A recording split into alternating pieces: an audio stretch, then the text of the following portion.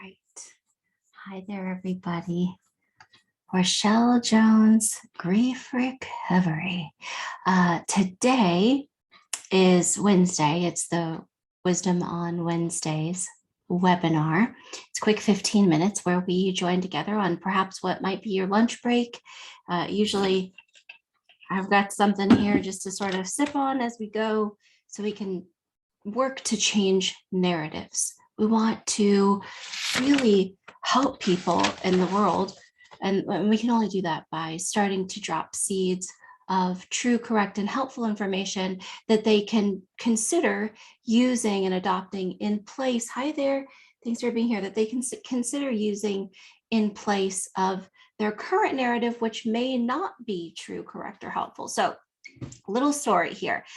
Yesterday, this was for leadership. That was the point of this one today. Now, I'm going to tell you a quick little story.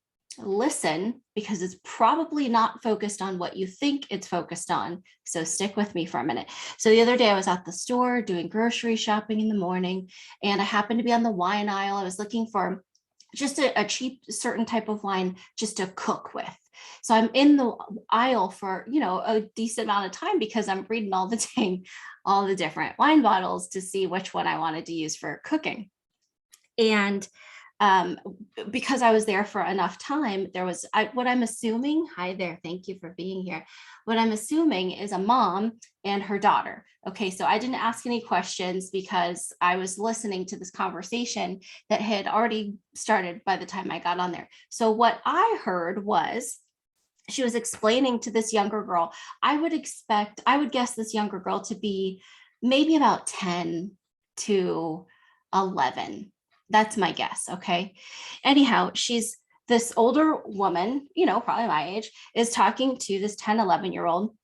And she's saying, she's talking about the she, her. And I always put she, her on my screen because when everyone logs in, I don't want them to be offended or feel uncomfortable. So I always put she, her on my screen because this one time, she goes into explain, this one time in the class, there was someone who was just brand new in their transition from female to male. And there weren't really like manly characteristics. So he still kind of appeared female, and I referred to him as she, and I hurt his feelings and he was embarrassed and the whole thing. So I put the she, her on my screen so that people will just see it and they'll follow suit. Okay, now let's pause. Think, did you hear it? Did you hear what immediately hit my heart? I was immediately sad because she didn't have the courage to step into her role, to guide the people, to state out loud what her expectations were, or to state out loud, get the platform ready. She was sad to have a conversation. And I was sad because humans need to communicate. And it seems as though we have kind of lost, we meaning society, not every single human, but in large majority, it seems as though the art of simple conversation or stepping into our role as a leader is really hurting. The person, from what I could tell, was afraid to make a mistake. And she labeled it as, I'm afraid to cause this other person discomfort, but I can't help but wonder if she was really afraid to face her own discomfort. Now, she was doing something, putting the she, her in hopes that when the people log in, so I was assuming that she was either a college professor or a high school teacher because of the things that she was saying. And so she was putting she, her on her name on the Zoom call. We're all familiar with Zoom and the names, probably a lot of us are at least. And she was putting it there in hopes that other people would follow. In hopes. Well, gosh, what if they don't? What if they were waiting for permission? We have to face discomfort. We have to be willing to face discomfort. Thanks for being here, everybody.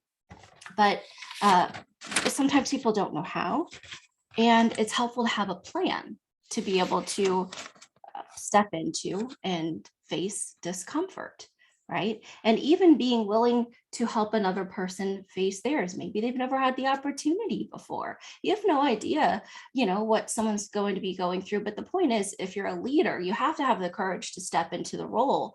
You are responsible for providing safety and safety to learn, safety to grow, safety to be led. And I would think it'd be difficult to follow a leader who I sense is having difficulty stepping into their role, right? I don't know. You get to evaluate. All right, so those leaders do have a right to lead. If they're in a leadership type position, they have a right to lead. It leads to safety for the followers because it shows confidence in what I'm teaching or what we're going to say. And it also provides boundaries for other people. So we're responsible for that as leaders. That's no small task. We're more effective, I believe. These are my beliefs.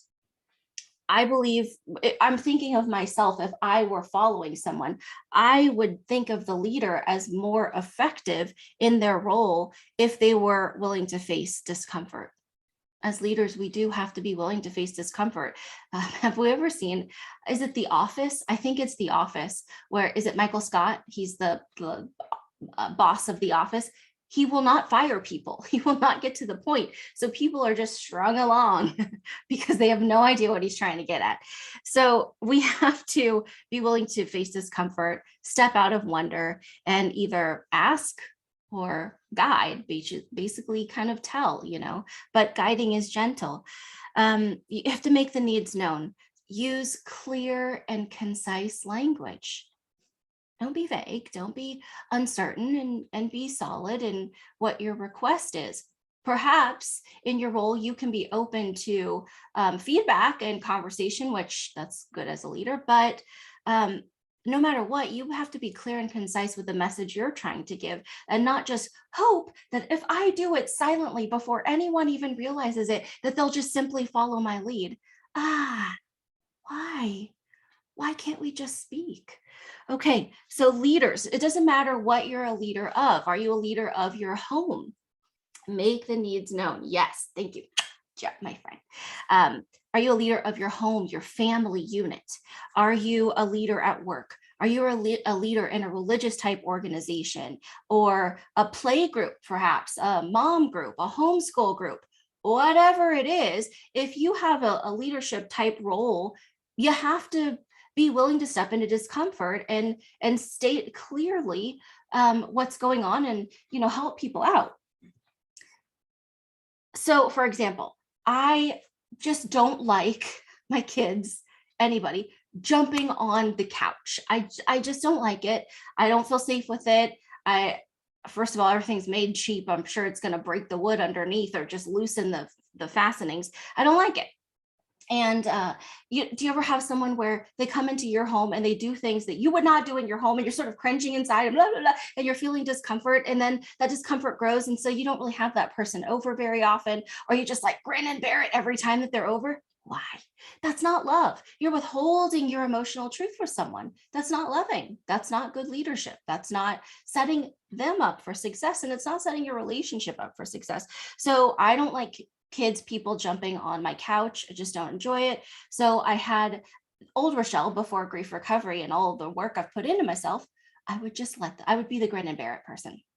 But now today, for example, I had a family come over, and their young one is just jumping. My couch is an L shape, and just jumping across and jumping over the back. And I'm like, well, recovered Rachelle says, listen, we're not going to be jumping on the couch here.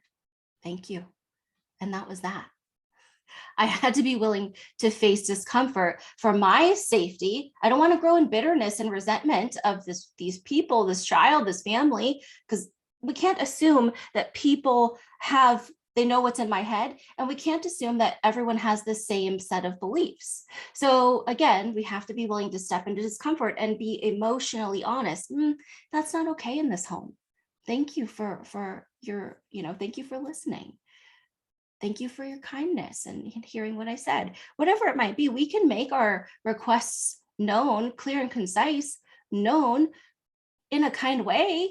I mean, that's not vague. We're not going to do that here. Thank you. Very simple. You know what assume spells? Yep, it makes an ass out of you and me. And really, it makes an ass out of me mostly because I was the one not willing to be honest. We love people by being emotionally honest. We have to be emotionally honest. So going back to this person's example, I put the she, her on my name in hopes that people will follow because I don't want them to feel uncomfortable. Nope.